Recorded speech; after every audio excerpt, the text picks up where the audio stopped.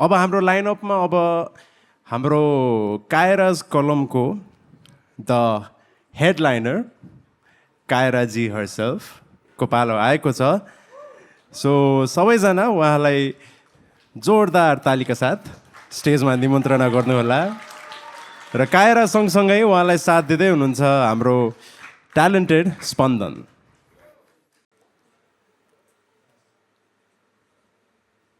Hello, okay. अनि डालियाको कविताले एकदम मार्मिक बनाए जस्तो छ, त्यसैले म अलिकति फ्लर्टी माया पिरतीको कविताबाट स्टार्ट गर्छु है त। आई थिङ्क यो एउटा सुरुको कविता चाहिँ एकदमै कन्ठे भएको कविता, नाजायजबाटै स्टार्ट गरौँ है। यो कविताको थिम चाहिँ सिचुएसनसिप खालको छ। आफ्नो सिचुएसनसिपलाई सम्झौँ ल। न त मेरो मिल्ने साथी न त मेरो माया, बोलाउने साइनो पनि छैन तर मैसँग हुन्छ दायाँ बायाँ। बेपरवाह उसलाई स्वीकार्ने मेरो कत्रो आँट, अनि घन्टौँ बसेर जीवनमा के गर्ने भन्ने कुराको साटासाट।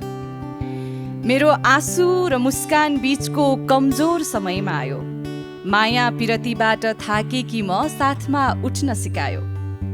उसका आँखा हरेक अड्किएको प्रश्नको उत्तर जस्तो, अल्झिएका दुवै हात हाम्रा पसिना आउँदा मात्र छुट्ने सम्बन्ध खोइ कस्तो।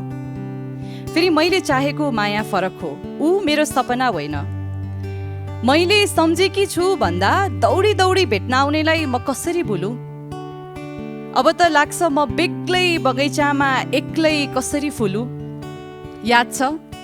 याद छ मेरो हावा मजाकमा जबरजस्ती हाहा रियाक्ट गरिदिएको। मेरो मुड खराब छ भन्दा भयभरको मिमले म्यासेजमा भरिदिएको।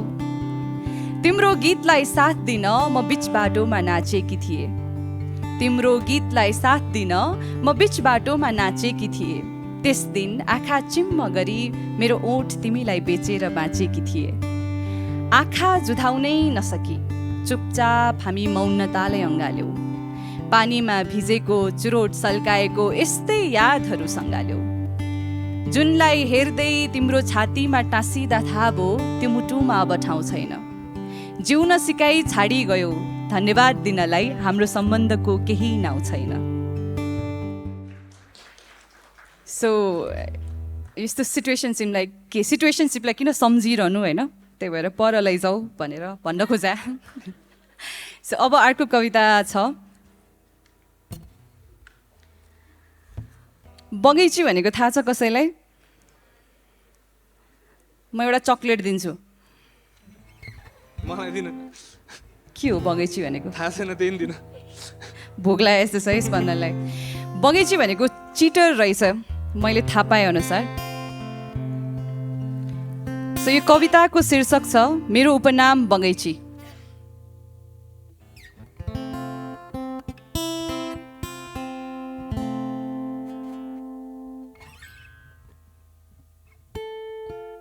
सबै चिटर हो जस्तो छ है, हाँसिरहनु भएको छ। ल म बगैँची हिजोको जुनेली रातमा भए। तिमीले कहाँ छौ, कोसँग छौ, किन छौ भन्दा तिम्रै फोनको उपस्थितिमा भए। मैले तिमीलाई धोका दिएको पहिलो चरण, मैले तिमीलाई धोका दिएको पहिलो चरण, बाँधेर राखेको मुस्कान अरू कसैले फुकाइदिँदा। दोस्रो मैले पठाएको रिल्स नहेरी रियाक्ट मात्र गरी सम्बन्ध सुकाइदिँदा। तेस्रो म 2 घन्टा लगाई सजिएर आउँदा पनि तिमीले एक झलक नहेरी मेरो मन दुखाइदिँदा। चौथो, पाँचौँ, छैटौँ अनि यस्ता थुप्रै चरणपछि म हिजोको रातमा बगैँची भए। मैले तिमीलाई धोका दिनु अघि महिनौँ बिन्ती गरेकी थिएँ, अलिकति मायाले हेरिदेऊ, मायाले बोलिदेऊ भनेर म तिम्रै शरणमा परेकी थिएँ। आश बिनाको माया सम्भव थियो र? खोइ, अङ्गालो भरि आशाको न्युले कोही आयो, त्यसैले सायद नयाँ मान्छेको नजिक सजिलै सरेकी थिएँ। मैले बैमानी जानी जानी गरेकै हो। दिल र दिमाग थाकेपछि शरीरको तृष्णा आँखा चिम्म गरी भरेकै हो। उसको आशाको अङ्गालो र तिम्रो अङ्गालोमा खासै फरक लागेन। आश यति शक्तिशाली, नयाँ मान्छेसँग मनले प्रेम पनि मागेन। मलाई झुट भन, धोकेबाज भन, घिन गर, गाली गर, फरक पर्दैन। म तिम्रो हात तानौँला, सुन न गल्ती भयो भनौँला, तर्क वितर्कले उम्किने बहाना गरौँला, जति जे गरौँ तिम्रो मन भर्दैन। मलाई सही या गलत जान्नु नै छैन, म बगैँची भइसकेँ, सायद मेरो आश अब कहिल्यै मर्दैन। त्यो कहिलेकाहीँ कस्तो त्यो गिल्ट लिएर बाँच्न गाह्रो हुन्छ नि त, होइन? त्यो गिल्टको बारेमा पनि गीत रहेछ, कविता रहेछ। सो अब सेकेन्ड लास्ट पोएममा जाउँ है। त्यो पनि अलिकति स्याड छ तर रमाइलो छ। स्याड कुराहरू धेरैजनालाई कनेक्टेड हुँदो रहेछ क्या, मान्छेले रिलेट गर्दो रहेछ।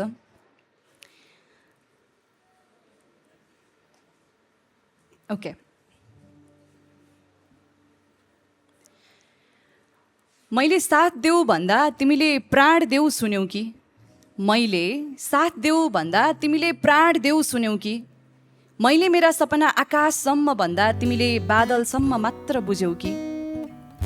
कहिले सोचेको छौ, कहिल्यै सोचेको छौ, दुइटै गाला अट्ने मेरा औँलाहरूले कुनै दिन तिमीलाई छुनै हिचकिचाए भने, तिमी बिना म मजाले बाँच्न सक्ने भए भने, बिच बाटोमा रातो एन्टर्क स्कुटर देख्दा मैले बाल दिइनँ भने, वर्षौँ पछि मैले के छ हालखबर भनेर सजिलै सोद्धा तिमीले जवाफमा ठिक छ भन्न सकेनौ भने, हामीले गुनगुनाउने गीत अरू कसैसँग मजाले गुनगुनाउन सकेनौ भने, जुन हेर्दै जिन्दगीको गफ गर्दा मेरो याद आयो भने, मायाले मात्र पुग्ने भएको भए हेर न, हरेक पल तिम्रा दारी जुङ्गा मात्र हेरिबस्थे, भोलि हुन्छ हुन्न भनी एकअर्काको धड्कन सुन्दै अङ्गालोमा बेरिबस्थे।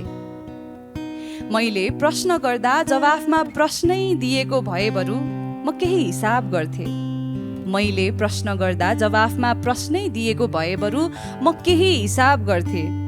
नबोली आँखै नजुदाई टाढिनु त मेरा लागि जानी जानी चिहान खनेर गयो, नबोली आँखै नजुदाई टाढिनु त मेरा लागि जानी जानी चिहान खनेर गयो। हाम्रो मायाको महलमा आगो सल्काई भाग्न खोज्यौ, हेर न, हेर न आज तिमी मैसँग खरानी भयो। अलराइट, सो यो अब चाहिँ मेरो लास्ट कविता रहनेछ। तपाईँहरूलाई मजा आइरहेछ? ओके, त्यो मलाई अलिकति डिस्कनेक्टेड भइरहेछ कि भए जतिको लाइट यहीँ मात्र छ, अनुहार के भइरहेछ निदाइरा होला भनेर त्यो। ओके, सो यो लास्ट अन्तिम कवितामा चाहिँ म मेरो एकदम प्रिय कविलाई बोलाउन चाहन्छु, पीयूष। मसँग डुएट गर्दै हुनुहुन्छ उहाँले।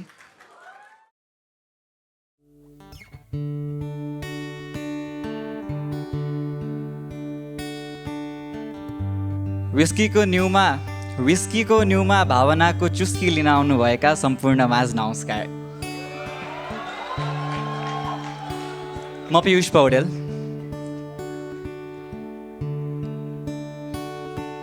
आशा छ डोएटलाई माया गरिदिनुहुन्छ भनेर। कविताको शीर्षक छ दिदी।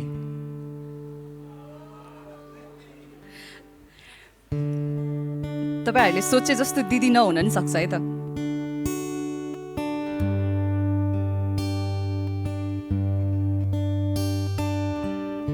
कुरा सुनिदिने आजभोलि कहाँ भेटिन्छन् र, त्यसैले पो मलाई नजिकको ठान्यौ कि, नजिकबाट घनिष्ठमा पुगेछौ मैले त चालै पाइनँ, धन्न तिमीलाई स्वीकारेर झुट्टो कसम खाइन। मैले तिम्रो लागि पिजडा पालेको हो र, खुला हावामा कपाल फिजाई बस्ने तिम्रो लाली, बगिरहने आकाश पो साँचेको हुँ त। मग्न आकाशमा बसाउने तिम्रा आँखा लुक्दैछन् कि तिमी आफैबाट, मैले भन्दा झुटो लाग्ने संसारको आश राख्दैछौ कि आफैबाट। तिम्रो कवितामा सपनीमा म हुनु खासै नराम्रो कुरा त होइन, तिम्रो कवितामा सपनीमा तिम्रो कल्पनामा म हुनु खासै नराम्रो कुरा त होइन, तर तिम्रो सासमा भइरहन मलाई कदापि मन छैन। मसँग 2 घन्टा चिया गफ रमाइलो पक्कै होला, तर जिन्दगीको आधा गफ तिमीले भोगेकै छैनौ, अनि मलाई कसरी सम्हाल्छौ? नभोगी सृष्टि देखे त भन्दिन, नभोगी सृष्टि देखे त भन्दिन, देखेका संसार झुटो त ठान्दिन। तिमी तिमी होलौ जेठी 4-5 सालले, तिमी तिमी तिमी होलौ जेठी 4-5 सालले, तर लाएको माया कच्चा त भन्दिन। नउड्दैमा बछेटाहरू पुग्छन् कता पो कसरी, नउड्दैमा बछेटाहरू पुग्छन् कता पो कसरी, नलाउँदैमा माया पो बग्छ किन हो कसरी। सायद म डरले भरिएको ताल हो अनि तिमी डुङ्गा बनेर आउन खोज्दैछौ। तालमाथि कोरिएका चित्र, हिमाल, आकाश रोज्दैछौ। तिमी नजिकिँदा थाहा पाउँछौ ती चित्रहरू त मेरा पनि होइनन्। सीमित तालमा असीमित तिमी, मेरै धुनमा नाचेको नदेखेको कहाँ हो र। आकाशको चङ्गामा दङ्ग पर्ने मेरो पहाड आज डुङ्गाहरूसँग तिम्रै बेगमा बग्न चाहन्छ। तिमी तिमी तिम्रै चालमा रमाउन, तिमी तिम्रै छालमा रमाउन, म तिम्रै छालमा तैरिएर बादल देखाउँला तिमीलाई। अपुरो पूर्णता पुरा हुन्थ्यो कि। हुन त कोपिलालाई फक्रेको फुल मन पर्नु स्वाभाविकै हो। फुलेकै फुल निमोट्न खोजेको कहाँ हो र, सजाई कानमा सिउरिन नचाहेको कहाँ हो र। तिमी मेरो कहिले हुन नसक्ने कुरा म कसरी मान्नु, तिमी तिमी मेरो कहिले हुन नसक्ने कुरा म कसरी मान्नु। एकैछिन सँगै बसेर छुट्याइदिने हातका रेखा हेरौँ, तर टाढिने रेखा कसरी छानु। म र तिमी हुन नसकेको हामी जिन्दगीको व्याकरणबाट मेटाउँथ्यौ भने, म र तिमी हुन नसकेको हामी जिन्दगीको व्याकरणबाट मेटाउँथ्यौ भने, काश सँगै हुने चाहनाको रेखा खोज्दा बाध्यताको रेखा भेटाउँथ्यौ भने। भने कस्तुरीले पल्लो डाँडाबाट समय चोरी ल्याउँथ्यो। दुई पहाड बीचको कथा धुवामा उड्दैछ आज, तर समयले निम्तो समयमा दिएनछ, समयले निम्तो समयमा दिएनछ। म हिजो आउनुपर्ने आज छु, तिमी भोलि आउनुपर्ने आज छौ, आज हामी छौ। अनि रेशमी तिम्रो सारी छ। बैगो सारीको कुरा नगरौँ। पल्ला घरे साइला दाइले साउनी अझै एक ग्लास भन्दै रक्सी सजिलै गरी माग्न मिल्ने भएको भए, त्यसै गरी समय पनि माग्न मिल्ने भएको भए। मुटु गाँसेर दिदी भन्नुपर्ने भाग्य मेरो छ, सजिलो गाह्रो कुरा तिमी गर्छौ। भो छाडिदेऊ, बरु भन एक अन्तिम मङ्गालो बाँकी छ र तिमीसँग, या मैले सबै खोक्लो पारिसकेँ। मैले मेरो घर भत्काइसकेर तिमी घर थियौ र मैले चाहेर भत्काएको हो र। म जान्दिनँ, हामी दुवै अलमल्ल छौँ, तर एक अन्तिम अङ्गालोले के चाहिँ बिगाड्ला र।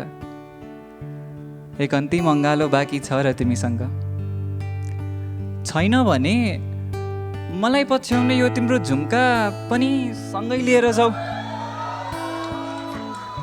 मलाई पछ्याउने त्यो तिम्रो झुम्का पनि सँगै लिएर जाऊ, म अङ्गालो बिना यसलाई साच्न नसकुला।